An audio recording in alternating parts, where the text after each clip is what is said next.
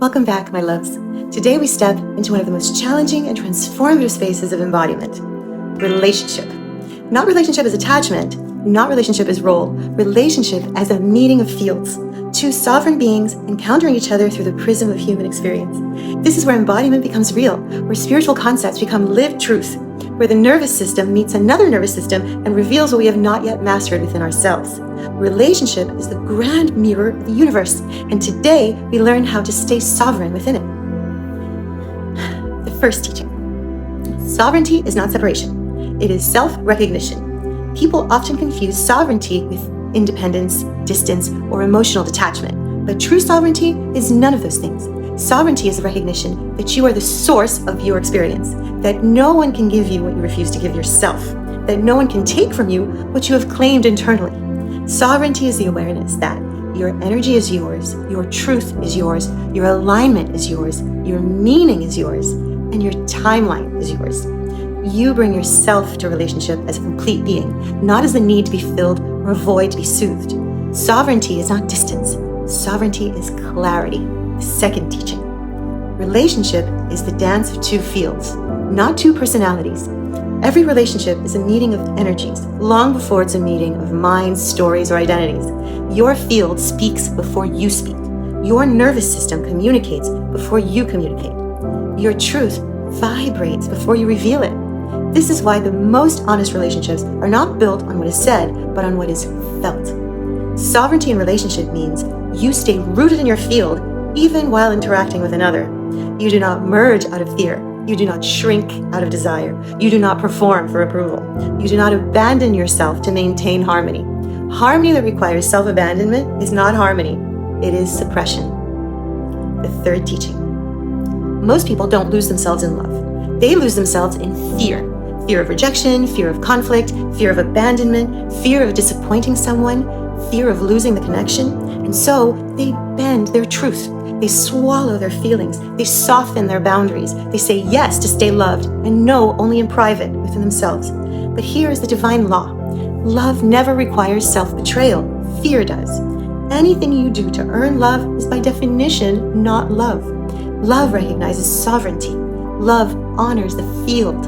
Love celebrates the alignment of another, not the compliance of another. The fourth teaching. Boundaries are not walls. They are frequency filters. This is where human psychology meets metaphysical precision. Boundaries are not defensive. They are energetic clarity. A boundary is not a no to the other person. It is a yes to your own alignment. Boundaries do not restrict connection. They refine connection. Boundaries do not reject others. They protect coherence. A sovereign boundary says, this is who I am, and this is what I can hold with integrity. Boundaries ensure that what enters your field is compatible with your truth. This is why boundaries feel so relieving. They return you to yourself. The fifth teaching. Relational sovereignty requires nervous system capacity.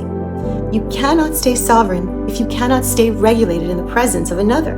This is why relationships trigger us, because another person's field activates dormant layers of your own. Your nervous system must be able to hold closeness, vulnerability, desire, conflict, honesty, change, truth, and pleasure without collapsing, without abandoning yourself, without losing your center. Relational sovereignty is nervous system mastery. When you can stay regulated in the presence of difference, intensity, intimacy, or truth, you become unshakable. The sixth teaching. Relationship is not where you go to find yourself. It's where you go to express yourself. This is the initiation. Relationship is not a place to be completed. It is a place to be revealed. You bring your truth into the connection. You don't search for it inside the connection. You bring your sovereignty into the dynamic. You don't hand it over in exchange for love. When two sovereign beings meet, relationships becomes a higher expression, a collaboration of fields, not a negotiation of wounds. Love becomes expansion, not entanglement. Connection becomes clarity, not confusion. Intimacy becomes revelation, not collapse. This is sacred relationship. The seventh and final teaching. True union only happens between two sovereigns. It does not happen when two people merge into one. Union happens when two complete beings bring their full presence to the same space. This is the paradox. You cannot experience true union until you no longer need it. You cannot open fully until you can stand fully on your own. And you cannot surrender into intimacy until you are anchored in yourself.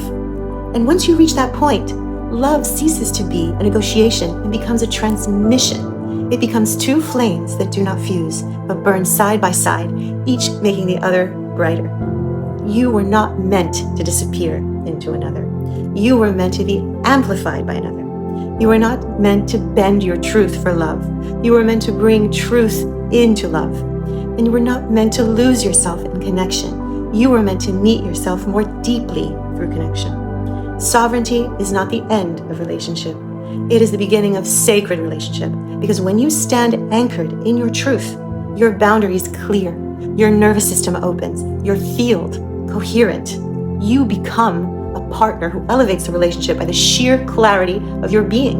And in that space, love becomes the highest form of freedom. This is sovereignty in relationship. This is embodiment. This is the path of the living field. Thank you so much for listening today. If you like this content, please like and subscribe below.